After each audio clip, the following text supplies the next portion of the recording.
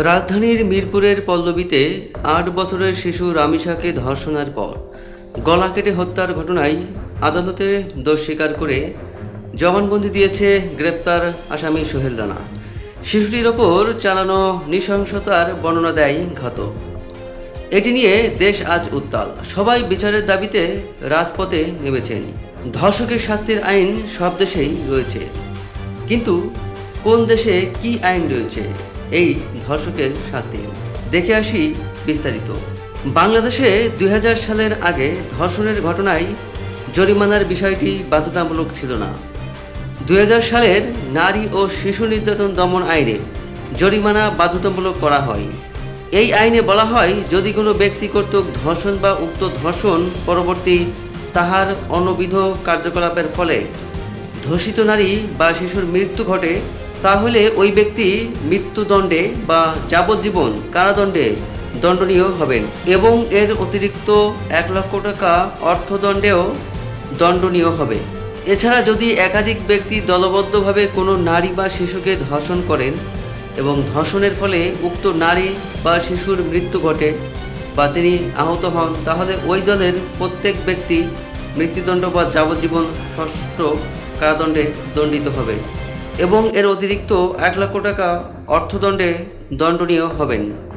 যদি কোনো ব্যক্তি কোনো নারী বা শিশুকে ধর্ষণ করে মৃত্যু ঘটানোর চেষ্টা করে বা আহত করার চেষ্টা করে, তাহলে তার যাবজ্জীবন সশ্রম কারাদণ্ড এবং অর্থদণ্ড হবে।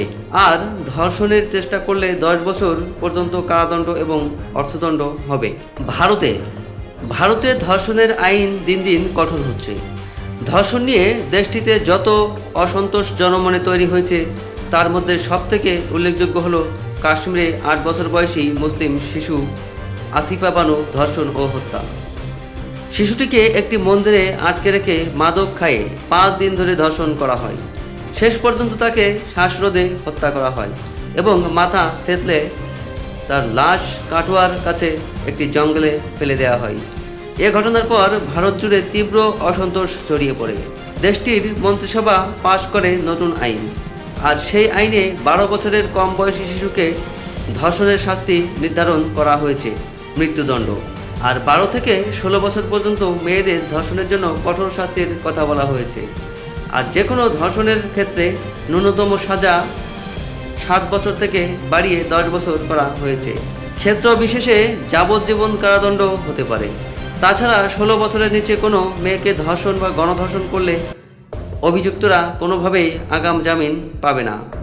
ধর্ষকের সাজা নিশ্চিত করার জন্য দ্রুত বিচার ট্রাইব্যুনালের সংখ্যা বাড়ানোর বিধানও রাখা হয়েছে নতুন অধ্যাদেশে। এর আগে ২০১২ সালে নয়াদিল্লিতে চলন্ত বাসে ধর্ষণের পর এ অপরাধের আইন সংশোধন করেছিল ভারত।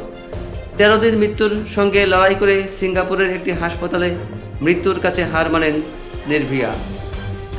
ধর্ষণের এ ঘটনায় সারা দেশ উত্তাল হয়ে ওঠে।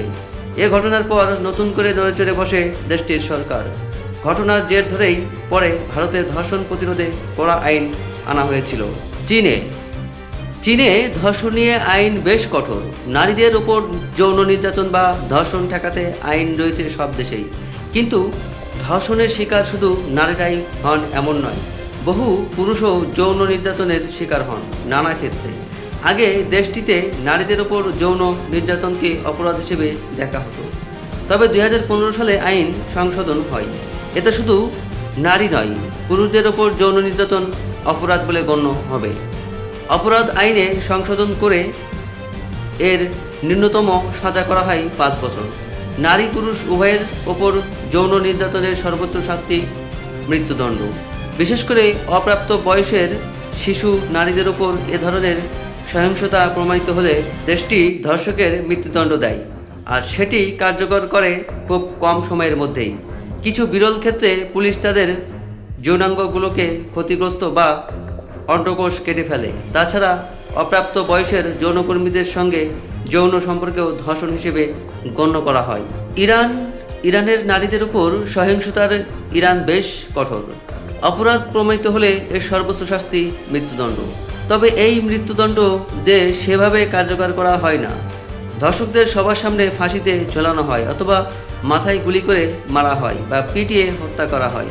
কারণ দেশটি মনে করে এক্ষেত্রে নারীদের কোনো দোষ নেই, ধর্ষকই এ কাজে দোষী। তাছাড়া রয়েছে আরও নানা ধরনের শাস্তি, যেমন দৌড়া বা চাবুক মারা অথবা যাবজ্জীবন কারাদণ্ড দেওয়া হয়। অপ্রাপ্তবয়স্ক অপরাধীদের মৃত্যুদণ্ড দেওয়ার ক্ষেত্রে শীর্ষেও রয়েছে ইরান। ধর্ষণের দায়ে 18 বছরের কম বয়সী মৃত্যুদণ্ড কার্যকর করা হয়েছে। বিশ্বের সবচেয়ে গোপনীয় রাষ্ট্র হিসেবে পরিচিত উত্তর কোরিয়া, এদেশের বেশ কিছু আইন চালু রয়েছে যা খুবই ভয়ঙ্কর। দেশটিতে নারীদের উপর যৌন সহিংসতার মাত্রা বেশি, শুধু সাধারণ নাগরিকই নয়। এই অভিযুক্তের তালিকায় দেশটির শীর্ষ পর্যায়ের কর্মকর্তা, কারারক্ষী, পুলিশ ও সেনাবাহিনীর কর্মকর্তাও রয়েছেন। ধর্ষণের অভিযোগ পাওয়া গেলে গ্রেপ্তার, আর গ্রেপ্তারের পর অপরাধ প্রমাণিত হলে সর্বোচ্চ শাস্তি মৃত্যুদণ্ড। সেটা কার্যকর হয় ফাঁসিতে ঝুলিয়ে বা ফায়ারিং স্কোয়াডে। তবে সেটার জন্য কোনো সময় নেওয়া হয় না, যখনই প্রমাণিত হবে তখনই ফায়ারিং স্কোয়াডে নিয়ে গুলি। তাছাড়া রয়েছে বিভিন্ন মাত্রার শাস্তি। এসব ক্ষেত্রে আমলে নেওয়া হয় ধর্ষিতা কুমারী না বিবাহিতা, সাবালিকা নাকি নাবালিকা, নারীর চরিত্র ত্রুটিমুক্ত কিনা, এসব বিষয় আমলে নিয়ে বিচারক যদি মনে করেন ধর্ষকের অপরাধ ততটা গুরুতর নয় যতটা ধর্ষিতা বলছে, সেক্ষেত্রে অপরাধীর লঘু শাস্তি হয়। সেক্ষেত্রে এমন দেখা গেছে আসামি অনেক সময় বেকসুর খালাসও পেয়ে যায়। নেদারল্যান্ডস বিশ্বের সুখী দেশের তালিকায় রয়েছে নেদারল্যান্ডসের নাম। সেখানে সম্মতি ছাড়া একটি চুম্বনও অপরাধ। এমন অভিযোগ যদি পাওয়া যায় তাহলে আইনি জটিলতায় পড়তে পারে যে কেউ, শুধু সাধারণ নাগরিকই নয়। যদি সে যৌনকর্মী হয় তাহলে পড়তে হবে আইনি জটিলতায়। যে কোনো ধরনের অনিচ্ছাকৃত শারীরিক মিলন বা অত্যাচার হলে নেদারল্যান্ডসে সেটিকে ধর্ষণ হিসেবে বিবেচনা করা হয়। আর ভুক্তভোগীর বয়স কত তা মাথায় রেখে ধর্ষককে 4 থেকে 15 বছরের কারাদণ্ড ভোগ করতে হয়। শাস্তি এত কম বলে আবার ভাবা ঠিক নয়। এই দেশে যৌন সহিংসতা বেশি হয়। নারীদের জন্য নিরাপদ ও সেরা দেশগুলোর যদি তালিকা করা হয় তাহলে এই তালিকায় ওপরের দিকেই থাকবে নেদারল্যান্ডসের নাম। আফগানিস্তান বিবিসি এক প্রতিবেদনে জানায়, দেশটিতে বছরে 3000-এর মতো মানুষ আত্মহত্যার চেষ্টা করে, আর 80%ই নারী। শুধু 2017 সালেই 1800 মানুষ সেখানে আত্মহত্যার চেষ্টা চালিয়েছে, এর মধ্যে 1400 নারী। আর এর কারণ হলো নারীর প্রতি সহিংসতা।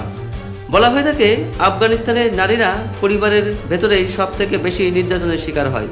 যদিও আফগানিস্তানে তেমন কোনো আইন নেই যা ধর্ষণের শিকার বা তার পরিবারকে সুরক্ষা দেয়। এ কারণেই অনেকে আইনের শরণাপন্ন হয় না। তাই খুব কম সংখ্যক নারী বা তার পরিবার এ ঘটনায় আইনের আশ্রয় নেয়। বেশিরভাগ পরিবারেই বিষয়টি চেপে যায়। অনেক সময় যে ভিকটিম সম্মান রক্ষার্থে তাকে মেরে ফেলার ঘটনাও ঘটে। এত কিছুরও পরও দেশটিতে ধর্ষণের শাস্তি কার্যকর করা হয়। সঙ্গে সঙ্গে বা সর্বোচ্চ 4 দিনের মধ্যে অভিযোগ প্রমাণিত হয়ে গেলে আর কোনো ধরনের কালক্ষেপণ করা হয় না। এই মৃত্যুদণ্ড কার্যকর করা হয় ধর্ষকের মাথায় গুলি করে হত্যার মধ্য দিয়ে বা মৃত্যু পর্যন্ত ফাঁসিতে ঝুলিয়ে। রক্ষণশীল দেশ সৌদি আরব, আর তাই সেখানে ধর্ষণের বিরুদ্ধে রয়েছে কঠোর আইন। এখানে ধর্ষণের সর্বোচ্চ শাস্তি মৃত্যুদণ্ড। এই মৃত্যুদণ্ড বিভিন্নভাবে কার্যকর করা হয়, কখনো পাথর ছুঁড়ে, কখনো বা মাথা দ্বিখণ্ডিত করে, কখনো পিটিয়ে মেরে ফেলা হয়। প্রকাশ্যে এ ধরনের শাস্তি দেওয়ার উদ্দেশ্য হলো সবাই যাতে ধর্ষণের শাস্তির বিষয়ে সচেতন হতে পারে, কমে যায় ধর্ষণ। তাই দেশটিতে অন্যান্য দেশের তুলনায় ধর্ষণের মাত্রা অনেক কম। তাছাড়া রয়েছে যাবজ্জীবন কারাদণ্ড, চাবুক মারা ও নানা মাত্রার জেল। তবে ধর্ষককে তখনই সর্বোচ্চ শাস্তি দেওয়া যাবে যখন এ কাজের জন্য অন্তত 4 জন সাক্ষী সাক্ষ্য দেবে। তাই ধর্ষণ প্রমাণ করা বেশ কঠিন এখানে। এছাড়া বিশ্বের কয়েকটি দেশে ধর্ষকদের জন্য কেমিক্যাল ক্যাস্ট্রেশন বা রাসায়নিক খোঁজাকরণের বিধান রয়েছে। এটি এমন এক চিকিৎসা পদ্ধতি যেখানে বিশেষ ওষুধের মাধ্যমে যৌন আকাঙ্ক্ষা বা সক্ষমতা কমিয়ে দেওয়া হয়। পাকিস্তান 2021 সালে ধর্ষণ বিরোধী আইনে রাসায়নিক খোঁজাকরণের বিধান যুক্ত করে। বিশেষ করে সিরিয়াল বা সংঘবদ্ধ ধর্ষকদের ক্ষেত্রে এই শাস্তির কথা বলা হয়। ইন্দোনেশিয়া শিশু ধর্ষণের ঘটনায় রাসায়নিক খোঁজাকরণ এবং কিছু ক্ষেত্রে মৃত্যুদণ্ডের অনুমোদন দেয়।